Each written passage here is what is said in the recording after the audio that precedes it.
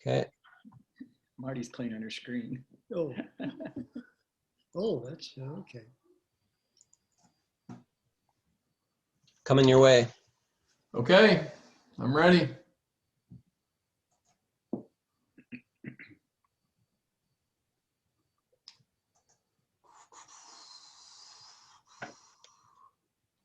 Kill future.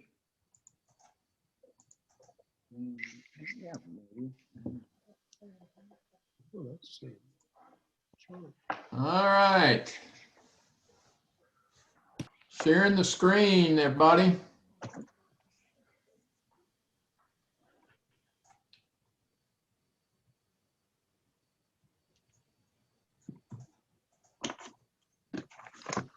Thought I'd keep the brain rolling around one more time. I'll change it. I'll change it next time. But few announcements. First off, Jay was able to upload last week's session to the church's YouTube channel. So if you have any friends or relatives or if you want to go back and look at anything, you just have to go through the first 2 or 3 or 4 minutes of chit chat before we actually get to our presentation. But if anybody's interested in that, it is up on the church's YouTube channel, and we're recording this one tonight as well. So let's see here. All right. Anybody got any comments before we get started? Anybody got any announcements? Anything we need to remember?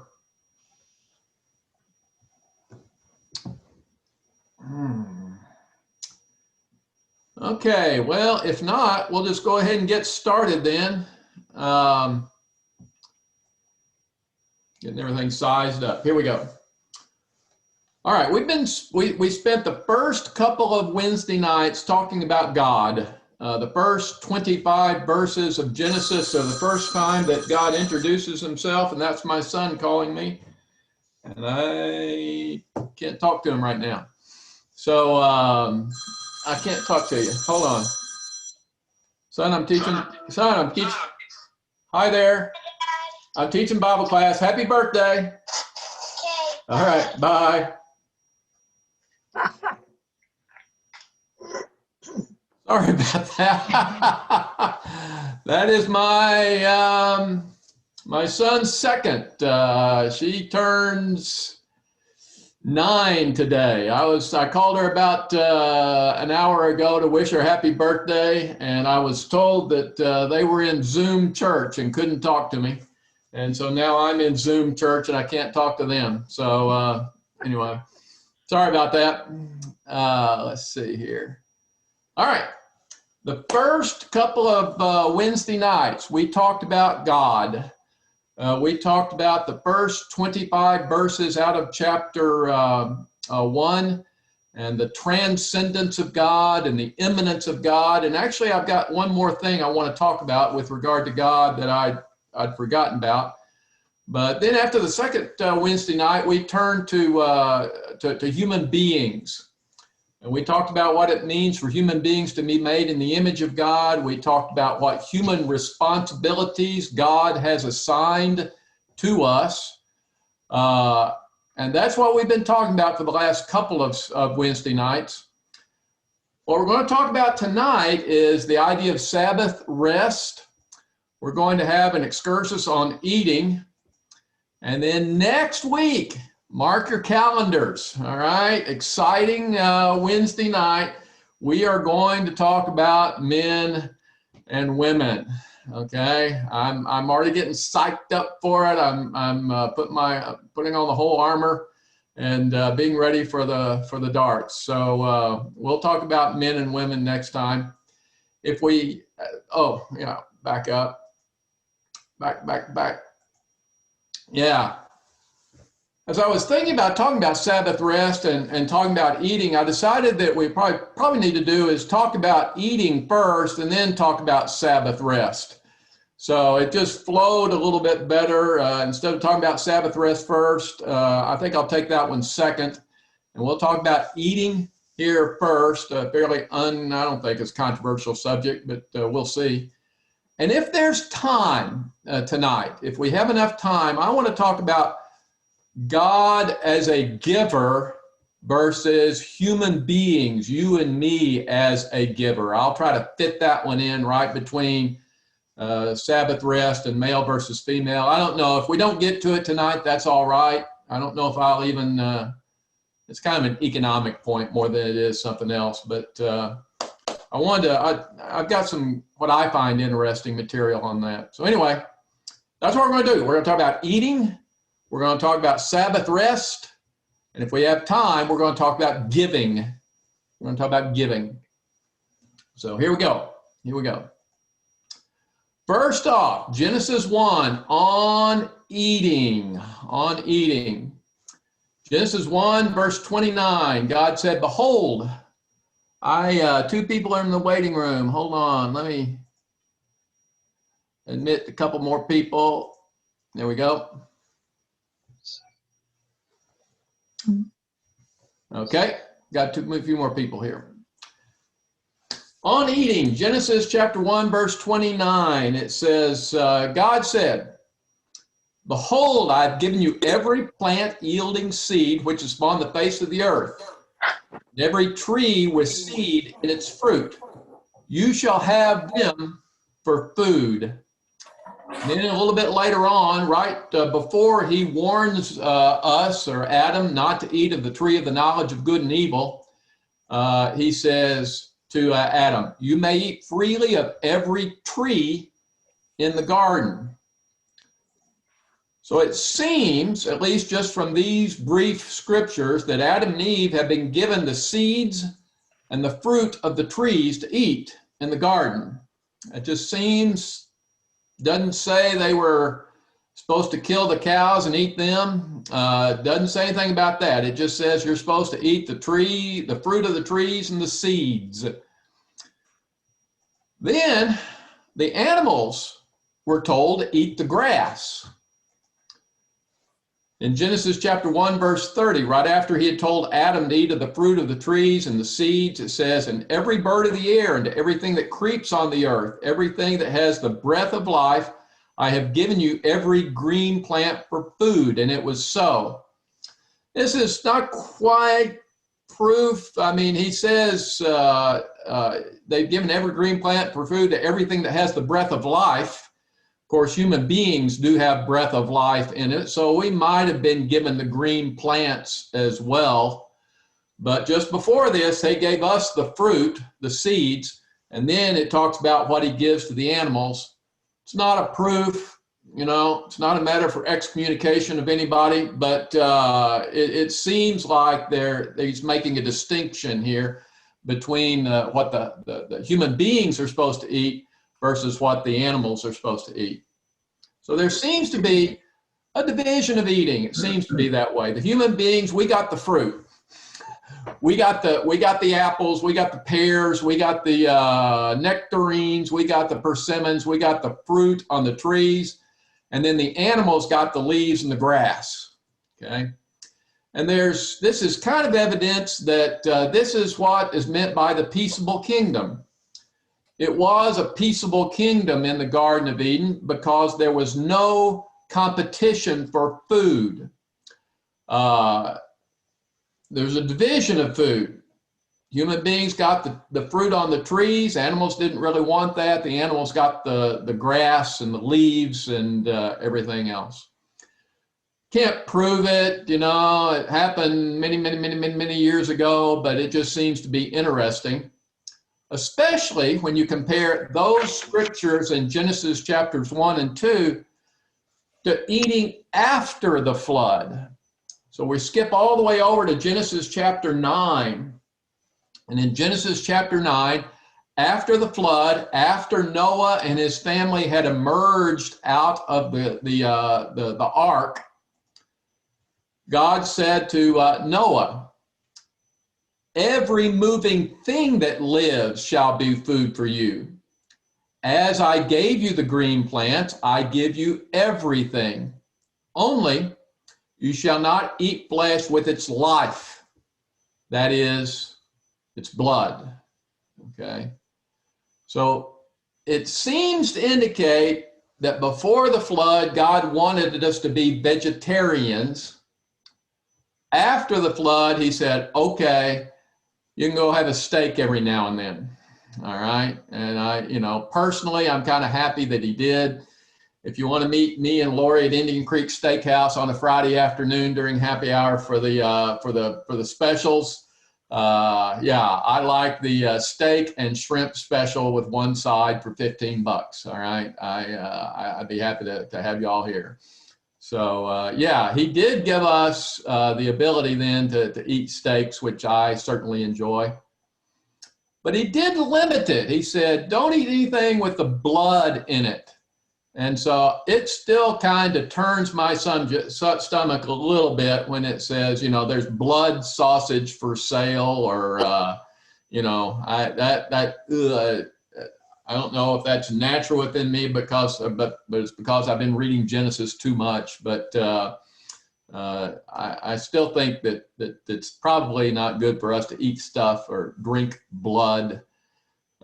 Anytime I started Googling, eating blood, all these vampire pictures came up on Google, and it's really kind of disgusting. So we're not supposed to eat things with the blood in it. That goes all the way back to Genesis, all the way back to chapter 9 of Genesis. Don't eat things with the blood. Of course, those of us that, still read in Acts, you remember I think it was the Jerusalem Council, that, they were sorting among themselves, what they were going to require the Gentiles to do as the Gentiles were being accepted into the church. And in Acts chapter 15, it says that you're supposed to abstain still from things offering to idols, and from blood, and from things strangled, and from unchastity. So I just find this thing interesting that even those folks in Acts reach all the way back to Genesis and pick up out of chapter 9 of Genesis and repeat to the Gentiles that no, let's abstain from blood. And I got to wondering why. This is my first discussion question for you guys. Is this thing in Genesis chapter 15, is it keeping with Genesis 9? It obviously is. They're obviously going back to Genesis chapter 9. But, we do partake in the body and blood of Christ every Sunday morning. And so there is this prohibition on blood because it has its life. But I think it may be also there in Genesis chapter 9, looking forward to the day that the Lord's Supper would be instituted, and we would be, don't drink of animal blood or the blood of any human being, because we're going to be partaking in the blood of Christ, figurative blood of Christ every Sunday. That's my excursus on eating, guys. Any comments? You think Genesis chapter 9 was a foreshadowing of communion? David, Yeah. I think it was looking backwards, because God gave man life through blood. Mm-hmm. And I think it's looking backward more than it is forward. Could be. Yeah, we haven't got to Cain was able to kill Abel, and God says, the blood of your brother is crying from the ground. Yeah.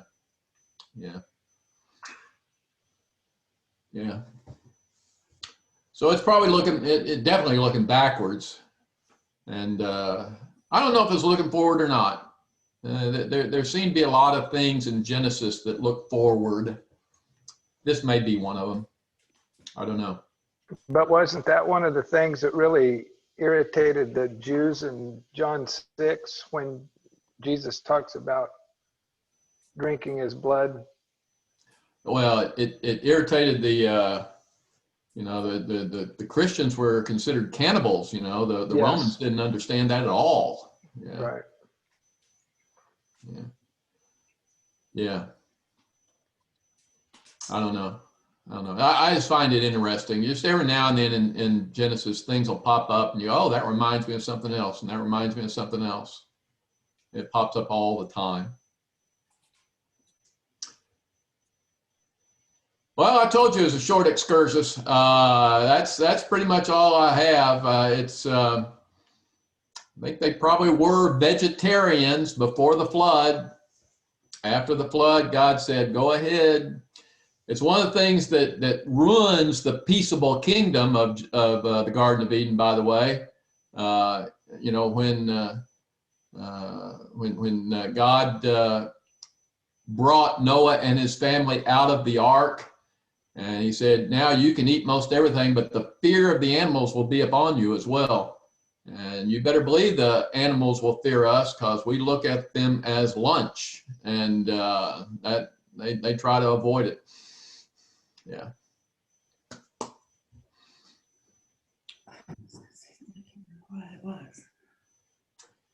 Okay.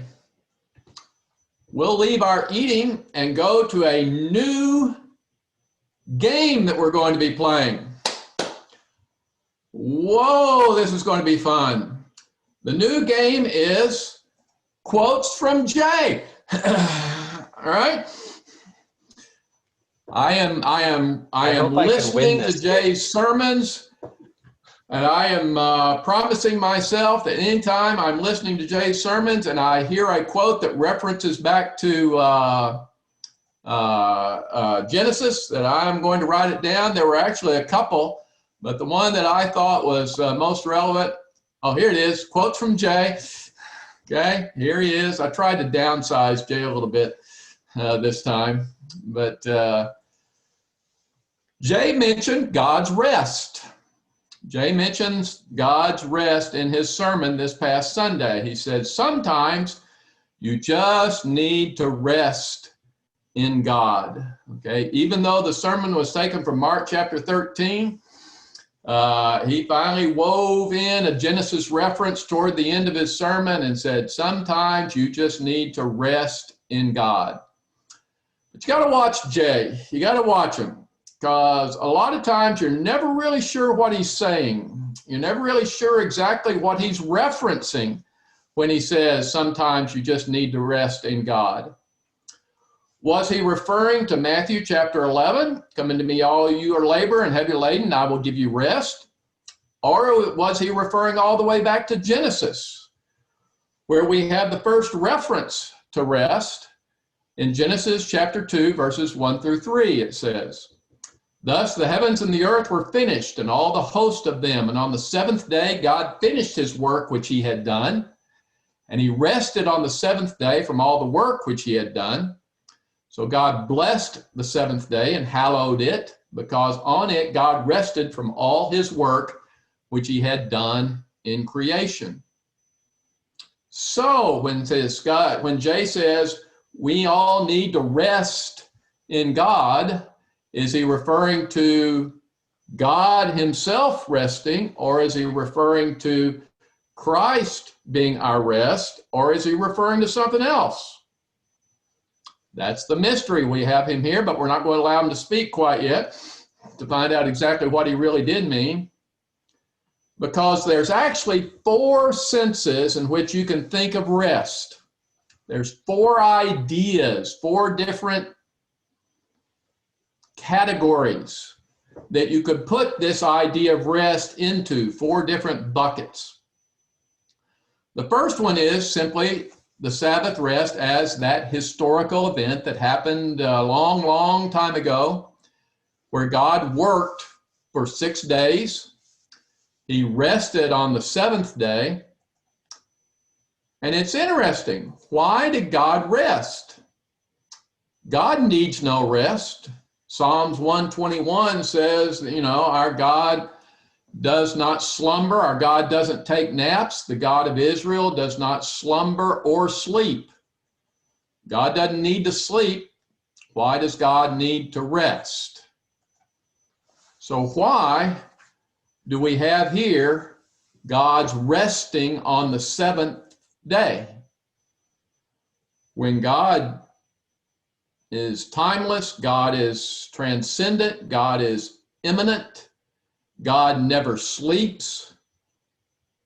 And yet we see that he rested.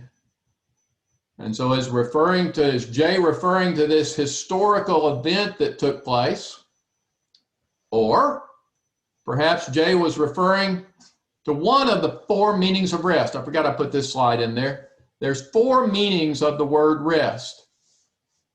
It can be the historical event that's found in Genesis, where the first time we see of rest on the Sabbath. It can be referring to you and me, our moral and ethical need for rest. Okay, it can be referring to Christ, coming to me, all you that labor and are heavy laden, and I will give you rest. Or it could be here's my 10-cent word for the evening, eschatologically.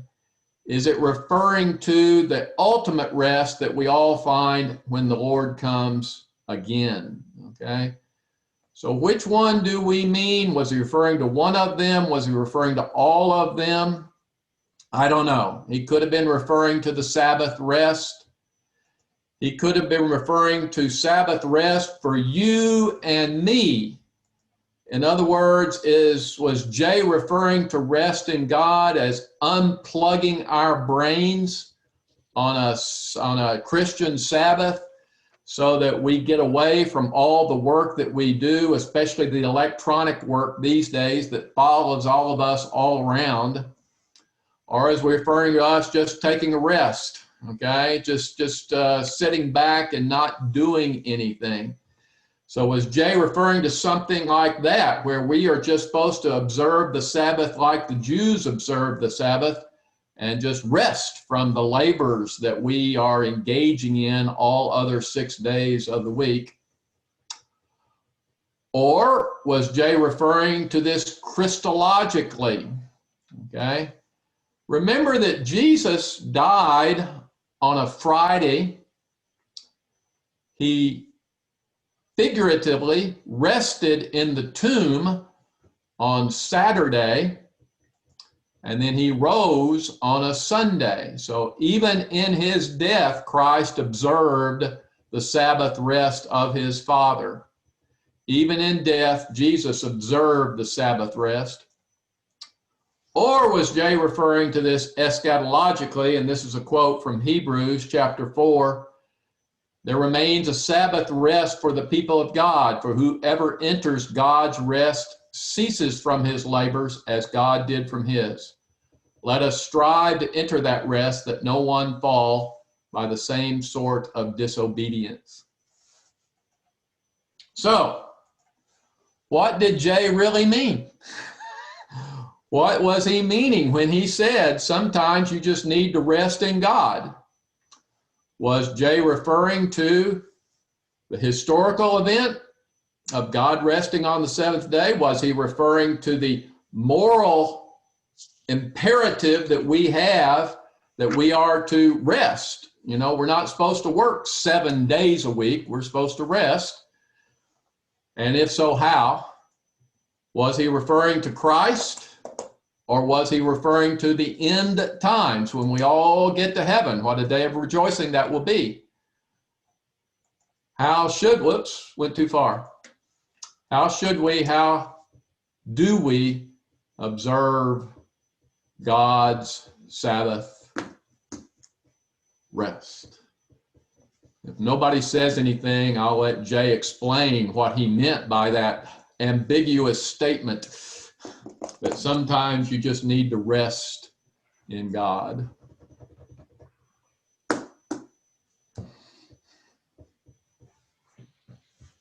David? Yep. I think maybe you could make an argument that the Saturday Sabbath, ought to be observed still today, because just like they argued that you shouldn't eat the blood, they went clear back before the law was put into effect. Yeah. The Sabbath was put into effect before the law. And so I think you could argue probably from that really we ought to observe the Sabbath. Yeah, and I agree, Dennis. And here's my problem. I agree, but It used to be a whole lot, for me as a teacher, it used to be a whole lot easier for me to observe a Sabbath rest because I didn't have online classes that I had to teach. mhm. And, if I violate any of the commandments, it's, if getting online and participating in my student posts Uh-huh. is work, I'm working 7 days a week. I'm Yeah. working 7 days a week. I've got fellow teachers see- that I talk to that say they don't work on Sunday. So they refuse to get online on Sunday. Mhm.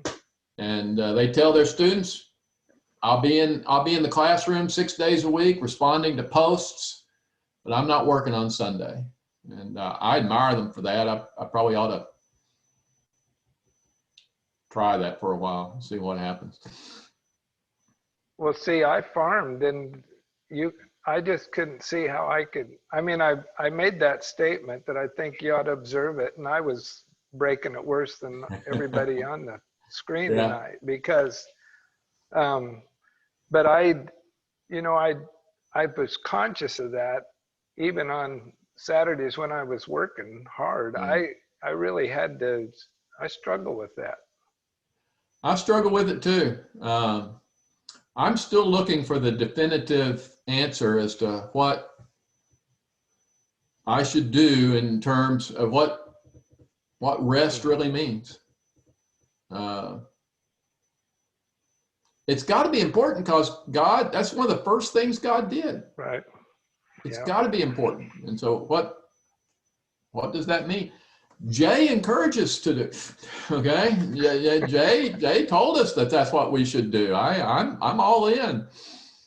I wish you'd define it a little bit better. All right. But I'm all in for whatever that means.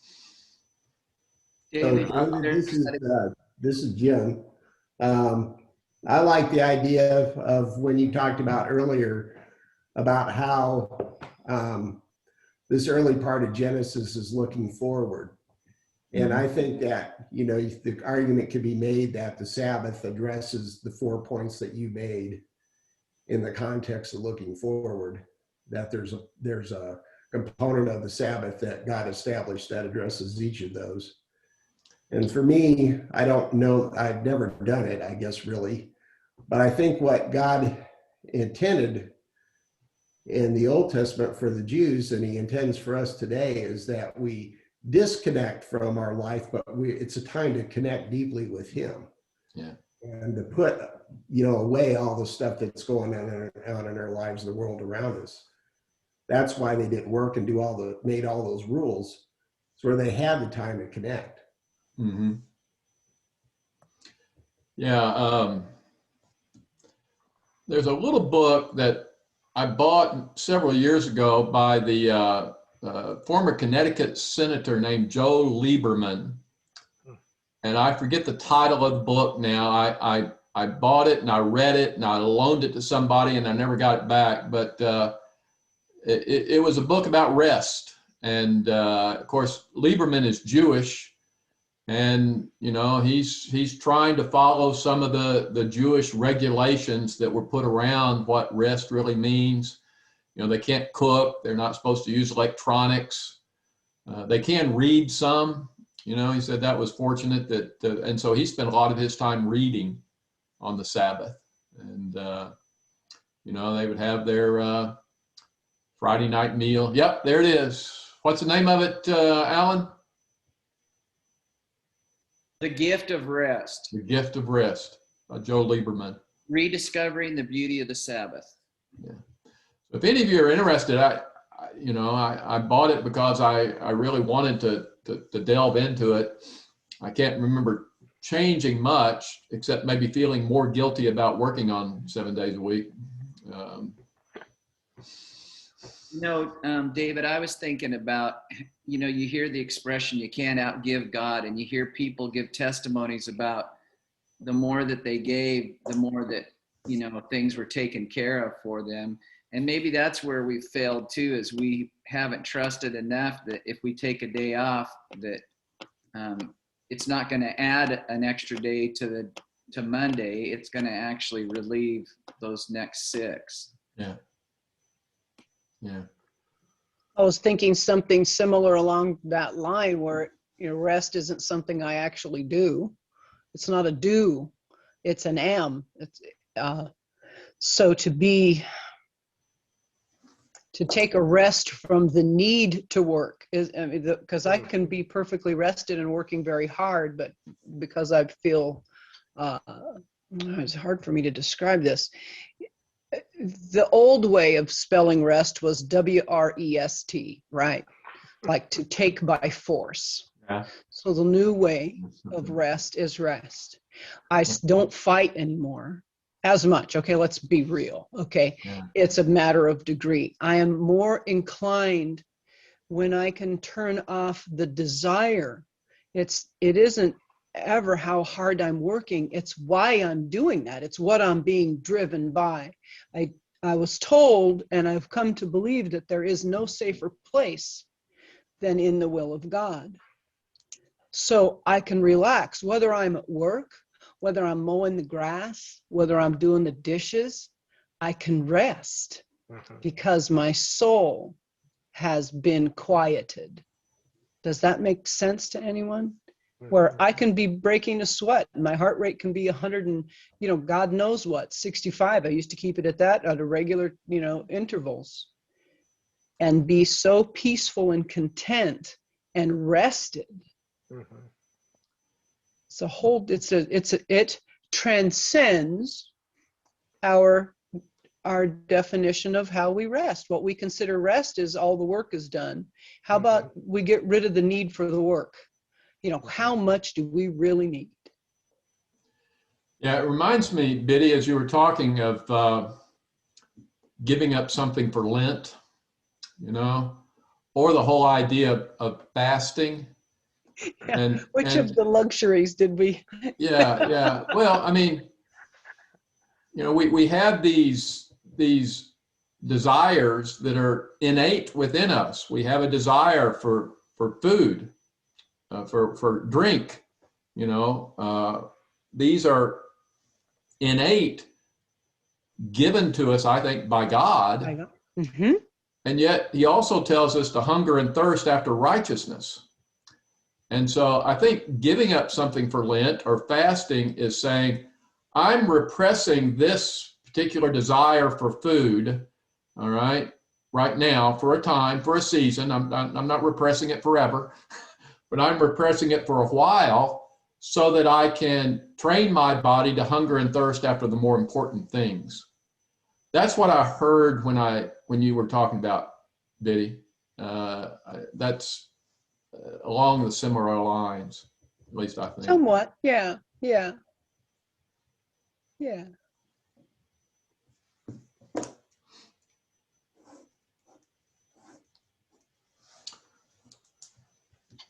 Anybody else?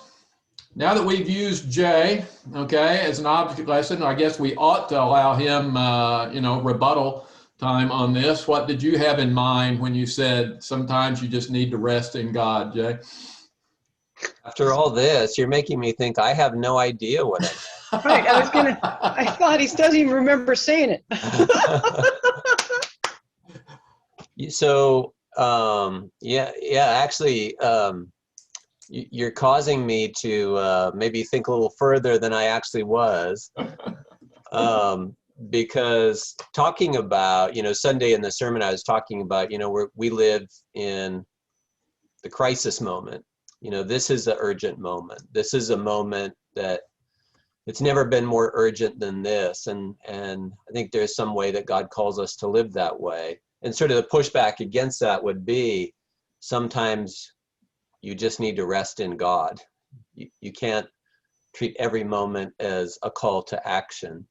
But to push it a little further in response to the discussion tonight, maybe in light of this cultural situation that we're living in, maybe the urgent thing that we really, really need to do is to rest sometimes and make that a part of our lives, that there's nothing greater that the culture would benefit from Christians than that. And to rest well, you know, not in the lousy ways that we often do with our phone at hand or whatever, you know, gorging ourselves on entertainment.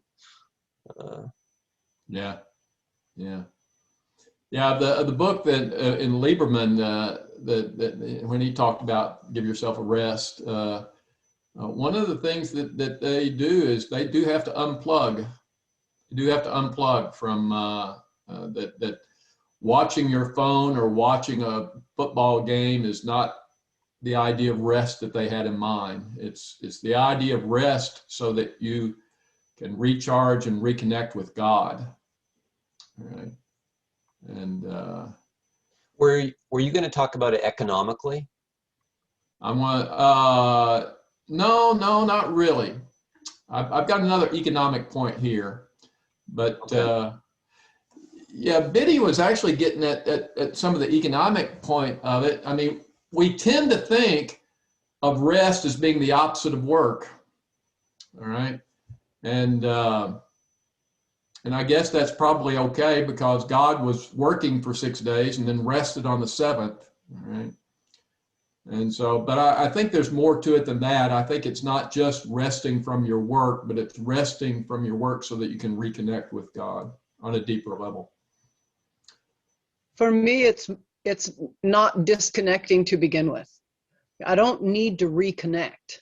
I stay connected and therefore rested while I work. Do do do do do do whistle, you know, that kind of thing. It's the sea billows rolling. It's that kind of deep and meaningful that doesn't matter what I'm doing on the outside.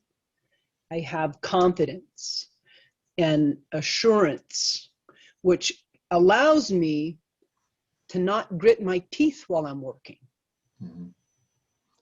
to relax on the inside of me, to turn that off and just work because it's what I'm supposed to be doing, not that I'm driven to excess. You know, our American dream sort of turned nightmare. It's like, I'd love to be able to rest, but you don't understand how much, you know, it isn't that I have so much to do, it's that I have so much to take care of. So, yeah, and the other aspect of, we'll get to Keith. Keith wants to say something, but the other aspect of this is God himself is a worker. yeah.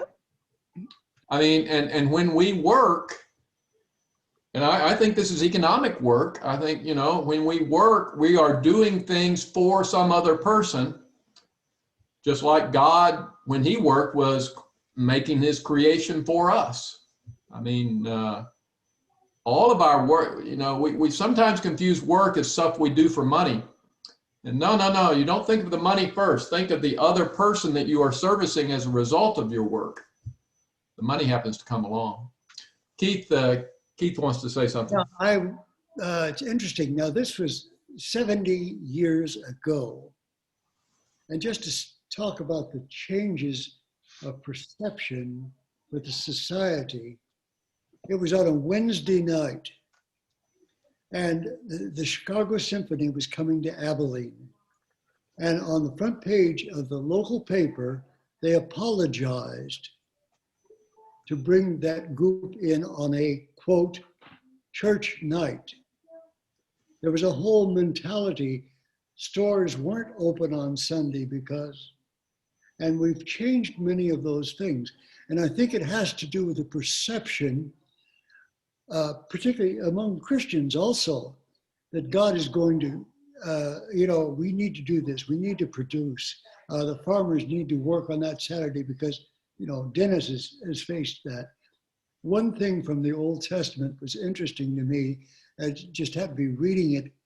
They were talking about God is giving the laws that they were to come to the land and to practice. And many of them was the day of rest and remember the Sabbath, but also that God was able to provide. And that was made clear when they said, now 3 times a year you'll go up to Jerusalem and don't worry about it. Nobody is going to covet, was the word used in the Old Testament, your land and everything else. You don't have to worry about it. God is going to handle it. Nobody's going to break in and steal your stuff while you're away at Jerusalem for the festivals. Yeah. That they should have the confidence that God can handle it. Yeah, good. Yeah, I mean, I think what I hear you saying, Keith, is that a lot of times we work too much, don't rest enough because we don't have confidence that God will take care of us. Good. Any last comments on rest or anything else? Dennis? I read what I found an interesting article on, or listened to a short talk on that BibleProject.com. Is that what it's called? Yeah, yeah. They've got a guy's got about a 6-minute talk on there about the Sabbath. And he concentrates on Leviticus 25. And it's an interesting, I think people ought to listen to it. It's worth your time.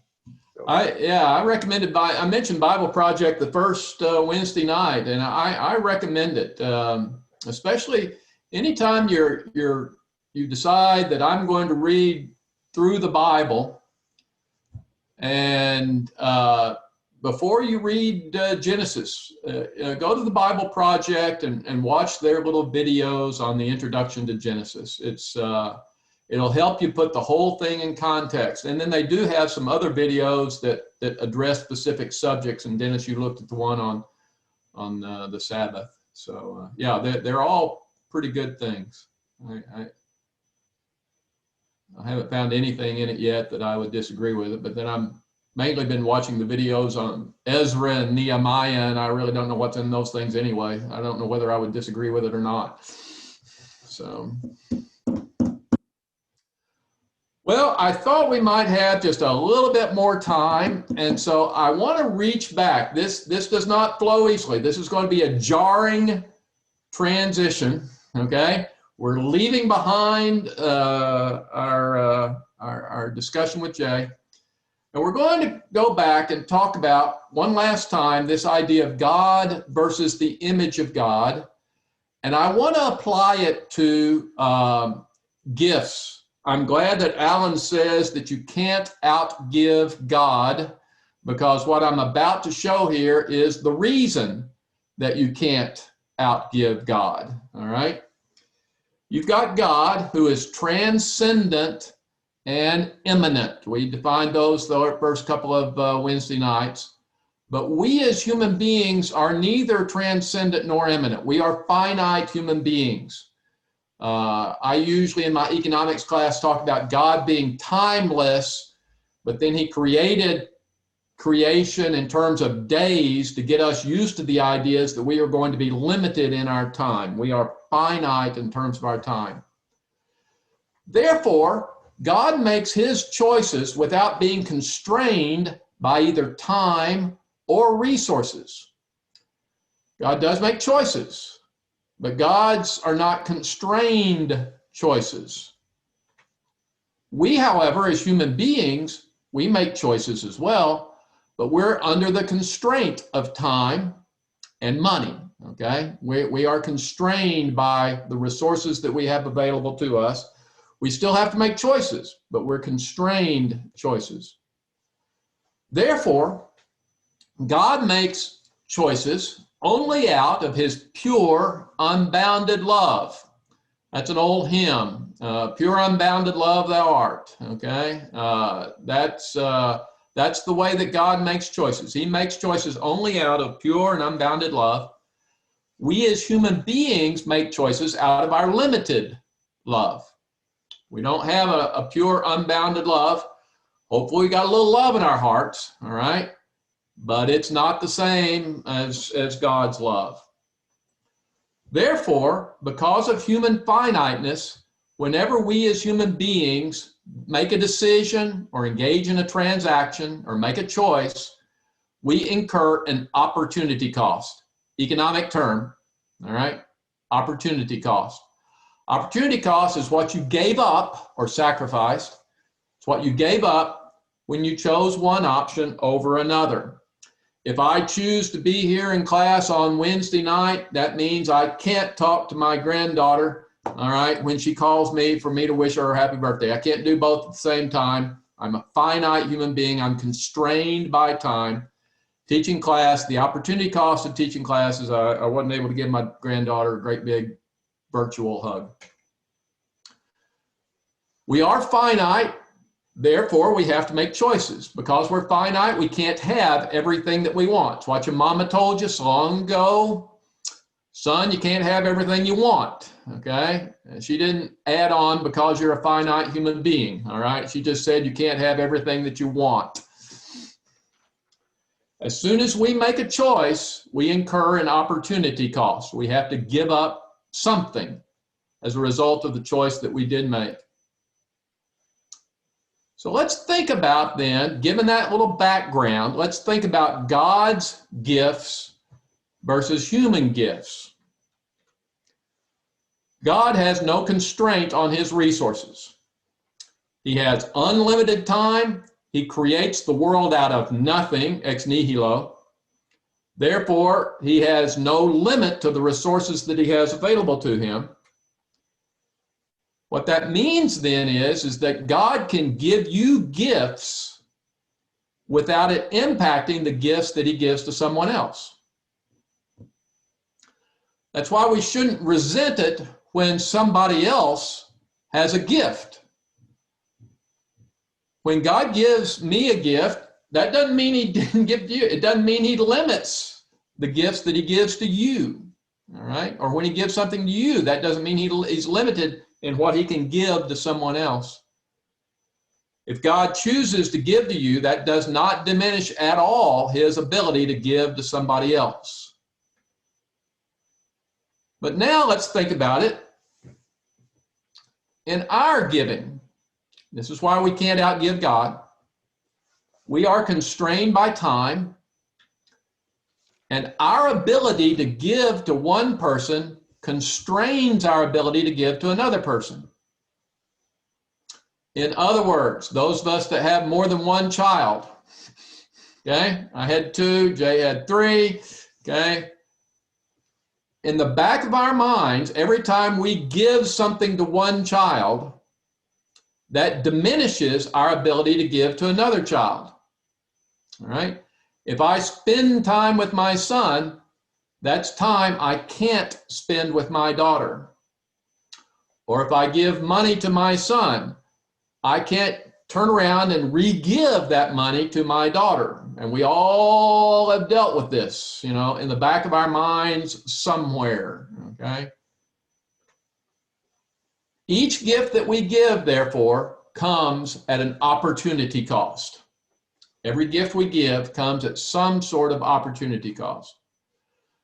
So the question is, the discussion question for the day, do any of the gifts of God come at an opportunity cost to God? Is God ever incur an opportunity cost? Or is there any human gift that you can give for which you incur no opportunity cost? Opposite question, okay? Do any of the gifts of God come at an opportunity cost to God? Or are there any human gifts that you give for which you incur no opportunity cost? That's my little excursus on giving. Not necessarily motivated by Alan's point that you can't outgive God, but gives you a little more detail about why we can't outgive God. God is unlimited time, unlimited resources. Whatever he chooses to give, he can give, and it doesn't constrain his ability to give to somebody else.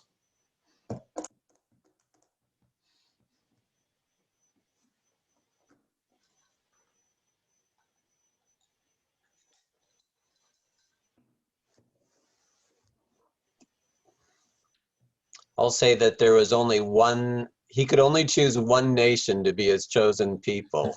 Once he made that choice, then that changed everything for his relationships with other people. It did change that relationship. And yet he could still send Jonah to Nineveh. Yeah. So, yeah. Yeah. And actually, if you look in the last chapter of Amos, there is very strong pushback against what I just said. So where it says, hey, he did these great things for other people too. Yeah. So Yeah. anyways. And it says it rains on the just and the unjust. So God doesn't diminish his gifts, but he did have one chosen people. Yeah. Yeah. Christ came through that chosen people.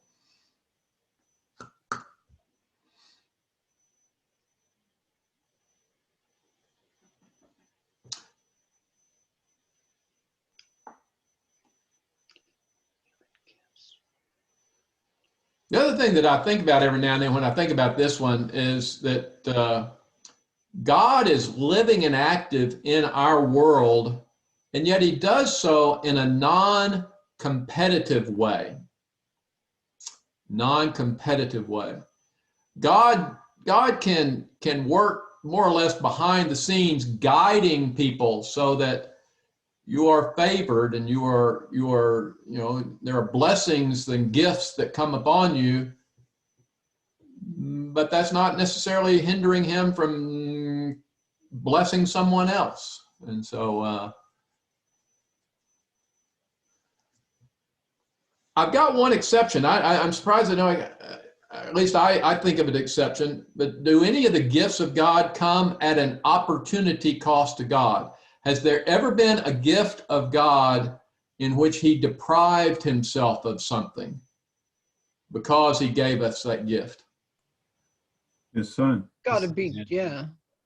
It's about the only thing I can think of, and I haven't quite figured that one out. Because we're trying to put God in human terms here. Opportunity cost is a very, very human term. Right, you're asking questions that are really only in the mind of God. Yeah. But maybe it's the academic in me thinking about those sorts of things. But to me, this was an intriguing idea when I first came across it. I presented this same sort of lecture, by the way, at the Christian Business Faculty Association.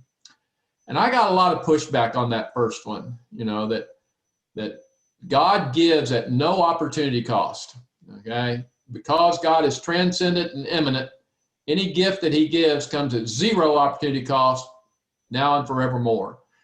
And they didn't like it. I think they went back home and thought about it, which was the whole point of the presentation. But I always liked that idea that it's one of the reasons we should be content with what we have. God gave you and me certain gifts. If he had wanted to, he could have given us other gifts. If he had wanted to, he could have given you more intensely the gifts that you do have. But he chose in his wisdom, to give you what he gave you. And because of what he gave you, that does not prevent him from giving to someone else. And so that's why we shouldn't covet. That's why we shouldn't,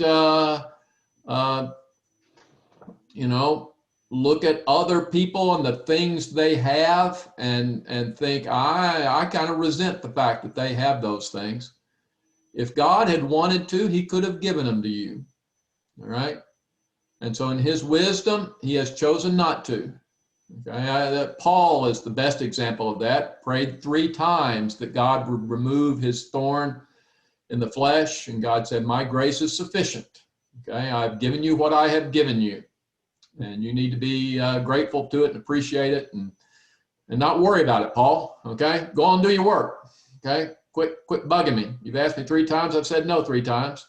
It's about time you quit bugging me on this one and moved on to what I asked you to do. And that's my paraphrase of what God said. But, about the only thing that I can't wrap my mind around was when God sent his son And when God sent his son, did that deprive God of his son for 30-something years? And I don't know. Probably not. Probably not, because I'm thinking in human terms. You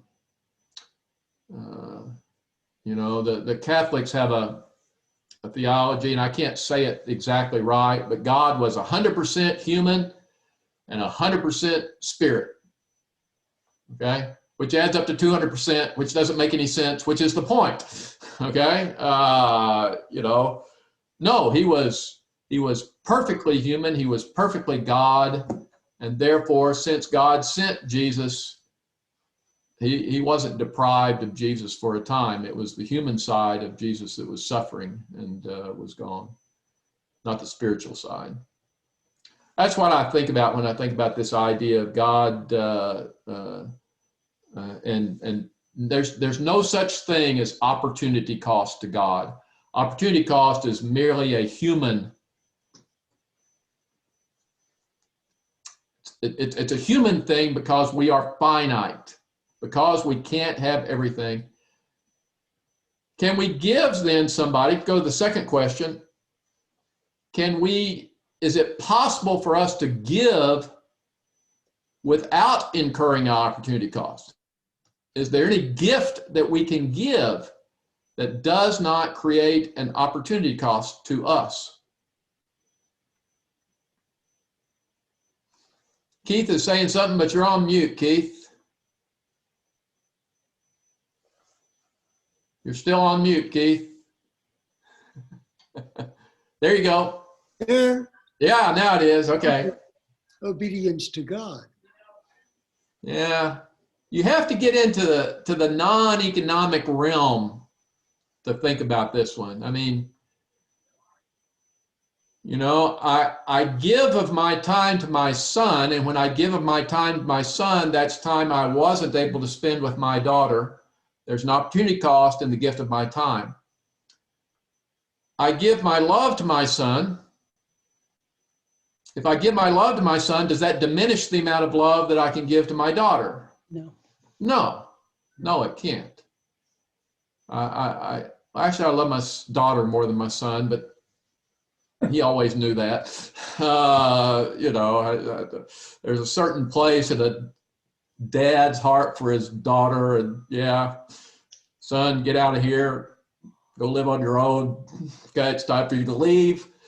And then when my daughter leaves, I just cry like a little baby. And so, yeah, I no, definitely love my daughter more than my son. So, anyway. Even obedience comes at a cost. Yeah, that's what was, yeah, well, that's true, yeah.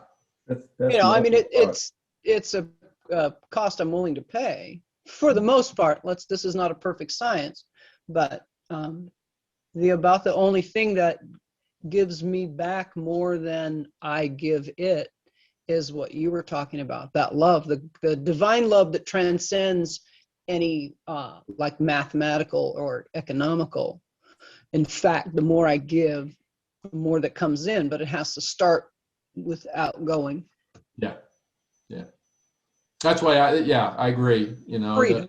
the love that we give to a fellow person doesn't diminish the amount of love that we can give to another. And you know, it grows it. grows. You know, Yeah, there exactly. is math there. It actually grows it. And this is why I'm pretty sure that the love of an enemy is when it really explodes. It's easy to love the people I love. Come on, that's easy.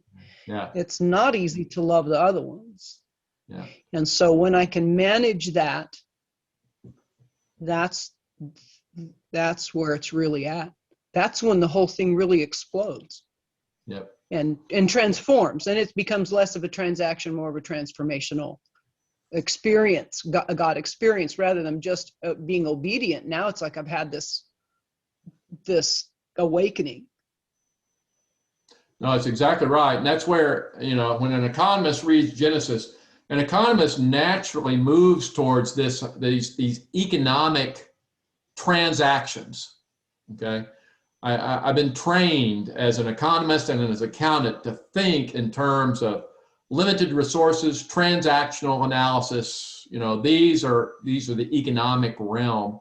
And that's where economists get in trouble when we start talking about theology, because in theology, it's much broader than just the economic sphere, all right? Now so there's all parts to life. I mean, there's economic life, there's spiritual life, there's family life. All these things make up a life. And as an economist, I tend to think in these areas. That's when I first presented this thing to Metro. Lori didn't understand what I was saying at first. And I said, no, I'm talking about economics here. And she's still thinking about non-economic realities. Because there's nothing wasted in God's economy. Mm-hmm. Nothing wasted. Yeah.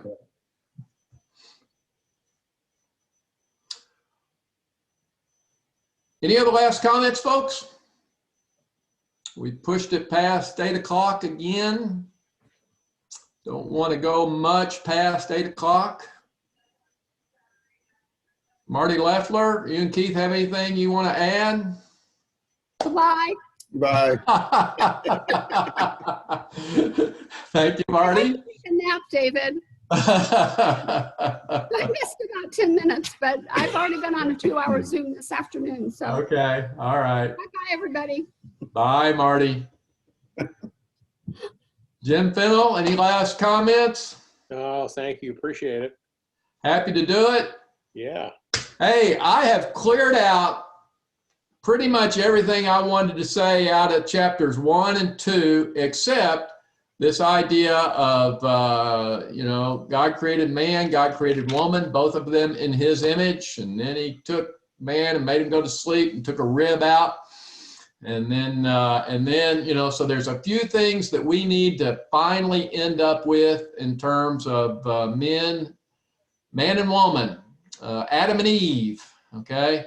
But once we do that, after we finish this next Wednesday night, after that, we will finally make it into chapter 3, all right? All the way to chapter 3. It just took us, however many Sundays this has been, Wednesdays.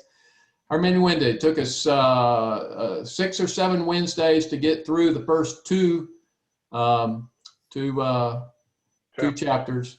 When you listen to Jay's sermon this coming Sunday, all right, write down something that reminds you of the first couple of chapters of Genesis, all right? And let's compare notes on Wednesday nights as to what did Jay say, okay? The exciting new game show on Wednesday nights. What did Jay say that reminded you of Genesis? I will be taking notes. You take notes, and we will play the new game show. What did Jay say? Okay? Thank you.